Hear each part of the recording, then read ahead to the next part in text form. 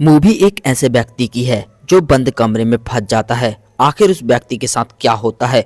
उसके पास न खाने को खाना होता है, न पीने को पानी। वो कैसे सरवाइव करेगा या फिर मर जाएगा? आप ये सब मूवी में जानेंगे। मूवी की शुरुआत में हमें जेम्स नामक व्यक्ति को दिखाया जाता है। एक सुबह जब जेम्स उठता है, अपने बाएं तरफ देखता है, उसके बाएं तरफ एक चूहा मरा होता है। जेम्स अचंभव से उठता है और अपने चारों तरफ देखता है। वो देखता है वो एक मजबूत कमरे के अंदर है जहाँ पे एक लोहे का दरवाजा है। जेम्स मुस्कुराते हुए उस दरवाजे को देखता है और फिर उसे खोलने की कोशिश करने लगता है। जेम्स फिर और भी ज्यादा मुस्कुराता है और अपने दोस्तों को याद करता है कि मेरे दोस्त मेरे साथ कोई मजाक कर रहे हैं। जेम्स दरवाजे को जोर जोर से खटखटाने लगता है और दोस्तों का नाम लेता है, मुझे बाहर निकालो, मगर फिर भी गेट नहीं खुलता है। जेम्स सोचने लगता है आखिर क्या हो रहा है। इसके बाद जेम्स उसी कमरे में एक कबर्ड को देखता है। वो उसे हिलाता है, खोलने की कोशिश करता है, मगर कबर्ड नहीं खुलती है। जेम्स शांत होकर बैठ जाता है और चूहे की तरफ देखता है जिसको कुछ कीड़े खा रहे होते हैं। जेम्स फिर गुस्से से अपने दोस्तों का नाम लेता है और कहता है मैं तुम्हें नौकरी से निकाल दूंगा, तुमने मेरे साथ बहुत ही ज्यादा भद्दा मजाक किया है। जेम्स मोबाइल निकालता है और टाइम देखता है जिसमें 9:32 बज रहे होते हैं। जेम्स कमरे के चारों तरफ नेटवर्क मिलाने की कोशिश करता है जिससे वो बाहर कॉल लगा सके,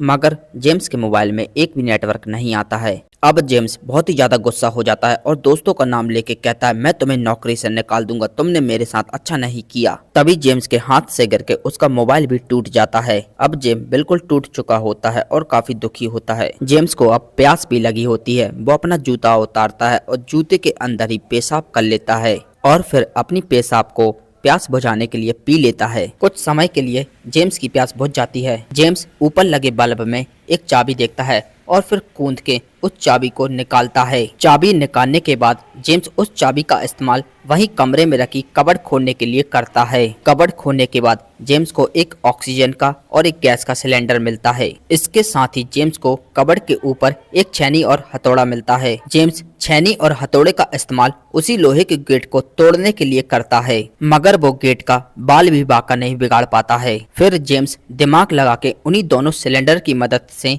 एक फायर नोजल बना लेता है और फिर लोहे के गेट को काटने लगता है, मगर बदकिस्मती से वो इसमें भी नाकाम रहता है। फिर उसकी नजर फायर अलार्म के ऊपर पड़ती है। फिर वो फायर अलार्म में आग लगाने की सोचता है जिससे अलार्म बज जाए और उसको बाहरी मदद मिल जाए। इतना करने के बावजूद भी वो अलार्म नहीं बजती है। जेम्स फिर गुस्से में कबर्ड को तोड़ने लगता है, कबर्ड के ऊपर हथौड़े मारने लगता है और उसे लात घूं से मारता है। थक जाने के बाद जेम्स शांति से लोहे के गेट के नीचे बैठ जाता है। बैठे बैठे जेम्स को दीवार पे एक छेद दिखाई देता है। उसको आइडिया आता है वो इस दीवार को तोड़ के बाहर निकल सकता है। फिर जेम्स छेनी हथौड़ा लेके दीवार को तोड़ने के काम में लग जाता है, मगर वो दीवार इतनी हार्ड होती है कि वो घंटों में बस थोड़ी सी दीवार तोड़ पाता है। फिर हम देखते हैं कमरे की ऑक्सीजन भी खत्म हो रही होती है। जेम्स की सांसें फूलने लगती हैं। फिर वो ऑक्सीजन सिलेंडर से ऑक्सीजन लेना चालू करता है, मगर इतनी ज्यादा ऑक्सीजन वो एक बार में ही ले लेता है कि वो बेहोश हो जाता है। फिर जेम्स टूटी हुई दीवार की तरफ देखता है और सोचता है मुझे इसको तोड़ना ही होगा,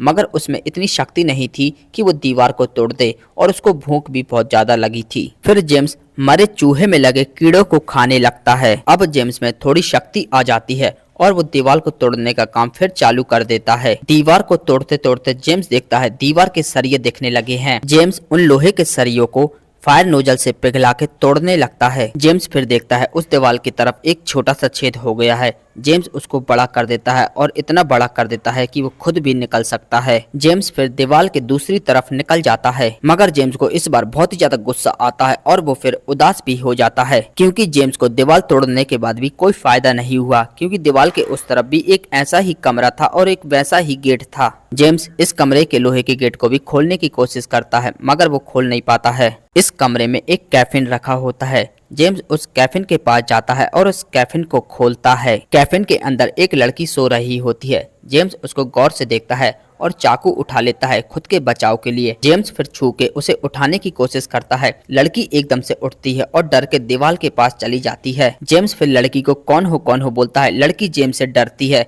जेम्स की बात नहीं समझ पाती है, ना ही जेम्स लड़की की बात समझता है। लड़की डर की वजह से उसी होल से दूसरे कमरे में चली जाती है। फिर जेम्स भी उसका पीछा नहीं करता है, क्योंकि जेम्स समझ जाता है अगर वो उसके पास जाएगा तो लड़की और भी डर जाएगी। अगले सीन में जेम्स उसी लड़की के कैफिन में सो जाता है। है। अब लड़की भी जेम्स के बारे में सोच रही होती है और उसी दीवार के गड्ढे से जेम्स को देखती है। फिर दीवार से निकल के जेम्स के रूम में चली जाती है, क्योंकि लड़की समझ जाती है जेम्स भी उसी की तरह फंसा हुआ है और वो जेम्स को उठाने की कोशिश करने लगती है। जेम्स उठ तो जाता है मगर उसमें इतनी शक्ति नहीं होती है कि वो अपने पैरों पे खड़े हो सके और चल सके। लड़की जेम्स की हालत देख के समझ जाती है कि गड्ढा जेम्स ने किया है। जेम्स भी यहाँ से बाहर निकलना चाहता है। अब लड़की छेनी हथौड़ा लेकर दीवार में गड्ढा करने लगती है, क्योंकि वो जानती है जेम्स की हालत ऐसी नहीं है कि वो गड्ढा कर सके। लड़की से गड्ढा तो होता नहीं मगर वो गड्ढा करते करते खुद के हाथों में जरूर मार लेती है। लड़की को टॉयलेट लगी होती है, वो टॉयलेट करने के लिए बैठती है। तभी जेम्स लड़की से कहता है टॉयलेट को नीचे नहीं होना तो मेरे जूते में हो दो, क्योंकि हम इसको पी सकते हैं, हमारे पास पानी भी नहीं है। फिर जेम्स टॉयलेट को पी लेता है और बची हुई लड़की को पिला देता है और भूख मिटाने के लिए चूहे में लगे कीड़ों को खाने लगता है। लड़की को यह देख के घिन आ जाती है और वो नहीं खाती है। भूख मिटने के बाद जेम्स फिर दीवार पे गड्ढा करना चालू कर देता है, मगर इस बार हथौड़ी उसके हाथों में लग जाती है। लड़की सर से कपड़ा निकाल के जेम्स के हाथों में बांध देती है। जेम्स का एक हाथ जख्मी हो जाता है, इसलिए अब वो गड्ढा नहीं कर सकता है। अब जेम्स एक हाथ से छेनी पकड़ता है और लड़की हथौड़े से मारती है। अगले सीन में लड़की और जेम्स देखते हैं दरवाजे का लॉक अपने आप घूम रहा होता है। वो दोनों दौड़ते हुए लॉक के पास जाते हैं मगर गेट नहीं खुलता है। जब वो लोग दरवाजे से दूर हो जाते हैं दरवाजे का लॉक घूमने लगता है। जब वो पास आते हैं दरवाजे का लॉक बंद हो जाता है। तभी जेम्स सोचता है अब हम दरवाजे के पास पीठ दिखा के आएंगे। अब वो लोग पीठ दिखाते हुए दरवाजे के पास जाते हैं और लक बाय चांस उनका दरवाजा खुल भी जाता है और वो लोग फिर एक और ऐसे ही कमरे में आ जाते हैं। इस कमरे में भी एक ऐसा ही लोहे का गेट है और जमीन पर एक कब्र खुदी है और एक झूमर साइड में रखी है। इस कमरे में भी वो लोग वही टेक्निक अपनाते हैं, पीठ के भर दरवाजे की तरफ जाते हैं मगर इस बार काम नहीं करती है। जेम्स फिर कब्र की तरफ देखता है और वो समझ जाता है कोई चाहता है कि इन दोनों में से कोई एक मर जाए और इस कब्र में गड़ा दिया जाए और उसका मांस दूसरा खा ले।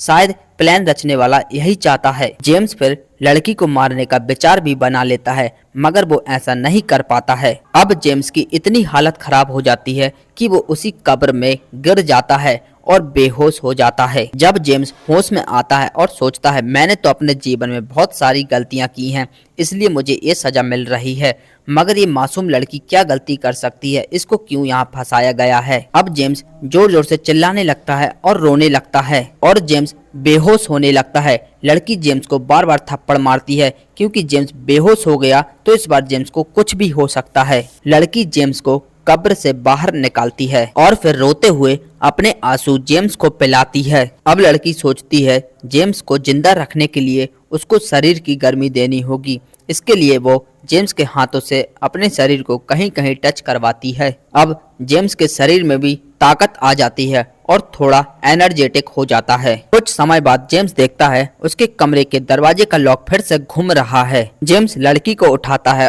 और ये सब बताता है, मगर अब जेम्स की इतनी हालत खराब होती है कि वो खड़ा भी नहीं हो पाता है। इस बार लड़की जेम्स को पीठ के भर करते हुए और खुद भी पीठ के भर उसी दरवाजे के पास जाने लगती है। अब इस बार जब वो दरवाजे के दूसरी तरफ जाते हैं वो देखते हैं कि सामने एक स्वर्ग है जिसकी खूबसूरती किसी जन्नत से कम नहीं थी, जहाँ पे सूरज की अच्छी किरणें थी, नदियां थी, झरने थे, पेड़ थे, पौधे थे और ऐसी खूबसूरती थी जिसकी सिर्फ कल्पना की जाती है। So guys, the moral of the story is struggle will give you that much that you never expect.